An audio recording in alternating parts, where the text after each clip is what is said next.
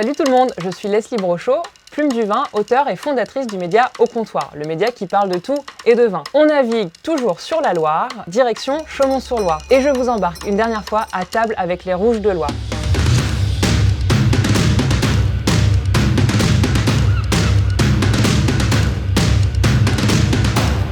Pour ce banquet numéro 4, on débouche les idées reçues. On va faire ce que j'adore faire, on va tordre le cou aux préjugés. Je vais aller rencontrer Alexis Le Rossignol, humoriste, qui, il me semble, a quelques clichés à nous partager.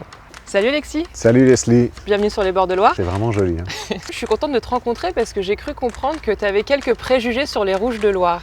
Ouais, comme tout le monde. J'aimerais savoir, toi qui aimes le flan, avec quoi t'accorderais comme vin du flan? Je dirais un vin blanc comme ça, spontanément. Le cliché du flan qui va avec le blanc. Bah écoute, on va essayer de voir si ça va avec le rouge. Ouais, carrément.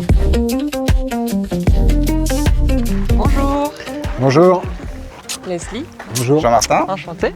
Alexis. Alors moi j'avais envie de vous présenter Alexis Le Rossignol. Sur le chemin, je me suis aperçue qu'il avait quelques préjugés sur les vins rouges de Loire. Un des premiers trucs que tu m'as dit quand on est arrivé, c'est oui bon les rouges de Loire, c'est des vins faciles, légers, il n'y a que ça en Loire. Ouais. C'est des vins que moi j'assimile un peu à l'apéro quoi. Dans chaque appellation, il y a toute une gamme. Bah, je demande à découvrir en fait, parce que j'ai peut-être pas goûté les bonnes étiquettes quoi. Évite de goûter les étiquettes. Ouais. Goûte le vin qu'il y a dedans.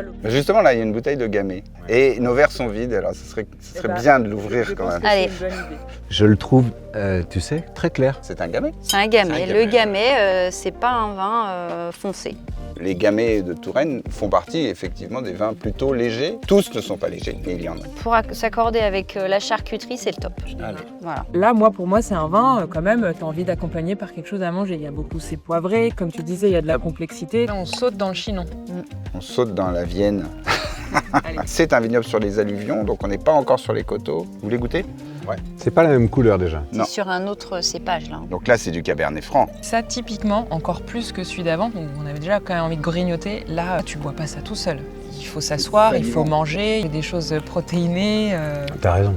On a envie de manger un morceau de fromage par exemple. C'est vraiment ça, c'est tu goûtes le raisin et nous ce qu'on recherche c'est d'avoir ce que tu as en bouche là au niveau de la grappe que tu l'aies dans ton verre. C'est rigolo parce que très souvent quand on sent un goût du vin, on dit jamais c'est un goût de raisin. Ça c'est le truc qu'on dit jamais alors que ça vient du raisin. On sait que c'était fait avec de la réglisse, avec du cuir. Alors ça c'est une cuvée Les Coteaux d'un bon vigneron de Chinon qui s'appelle Philippe Brocourt et c'est des vignes de Cabernet Franc sur le coteau argilo-calcaire de Chinon. Je sens bien un vin de garde l'argilo-calcaire que ce qu'on a goûté jusqu'ici. Monsieur, elle n'est faim. Ah oui. Tu mangerais du poisson, toi, avec ça? Spontanément comme ça, non. Mais apparemment ça se fait, non? J'ai pu faire des tests, effectivement, avec des vins rouges assez tanniques, encore une fois avec cette grande fraîcheur et de la morue. Tu vois, un poisson ferme, ça marche divinement bien, beaucoup mieux qu'avec les blancs.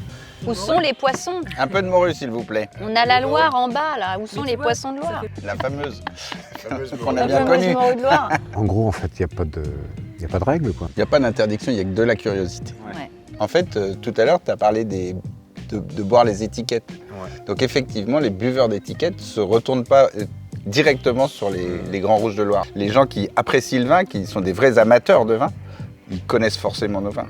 Après, dans le côte, tu as ce côté épices qui ressort.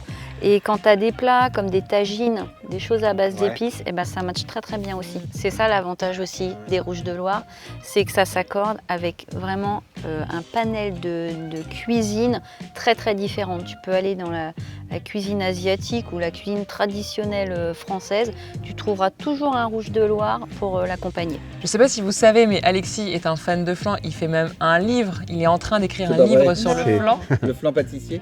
Ouais. Ah, je suis fan de flan. C'est vrai? C'est le dessert préféré de mon mari. Évidemment, on t'a prévu un flan. Des 80 qu'on a goûté là, à votre avis, lequel irait le mieux avec le flan? Le premier, Ouais, le tout gamay. léger là. Ouais. Ouais. J'aurais dit ça aussi. D'ailleurs, quand on l'a goûté, je me suis dit, il n'y a pas un flan. Moi, je serais d'avis de refaire l'entrée du tout début parce qu'on était quand même un peu. C'était les rushs avant, maintenant on va faire le Maintenant, vrai. on fait le vrai. Il est beau hein, ce flan, non? Il est très beau. En conclusion, les vins rouges de Loire, c'est des vins à dessert. La nouvelle C'est ce qu'il faut punchline. retenir, quoi. On se revoit en juin à Paris pour le grand banquet. Oui, exactement. Vous serez là, vous? On Ah, bien sera là, sûr. on t'attend. Vous voyez là? On se voit 1, 2. Ah, elle est bien celle-là, on est tous là.